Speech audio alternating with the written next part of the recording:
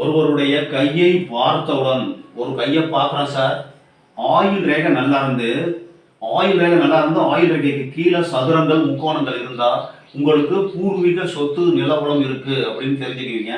அதே மாதிரி சூரிய ரேகைக்கு கீழே சூரிய மேட்டுக்கு கீழே சதுரம் இருந்தாலும் பூர்வீக சொத்து இருக்கும், நிலைக்கும் அப்படின்னு சொல்லலாம். இப்போ இந்த ஆயுள் ரேகையில விடுபட்ட ரேகை இருந்தா, அதே மாதிரி இந்த விதி ரேகையில தடை வரும் வயதில், இந்த ஆயுள் ரேகையில விடுபட்டு இருந்தா விதி ரேகையில தடை கோடு இருக்கும் வயதில் உங்களுக்கு பூர்வீக சொத்து இடம் நிலம் வில்லங்கம் ஏற்பட்டு விற்று விடுவதற்கு வாய்ப்புண்டு. பூர்வீக சொத்து அவங்களுக்கு இருக்காது, நிலைக்காது. ஒன்று ஆயுள் ரேகையில விடுபட்டு இருக்கும், இல்லைன்னா விதி ரேகையில தடை வரும், நிறைய தடை வரும்.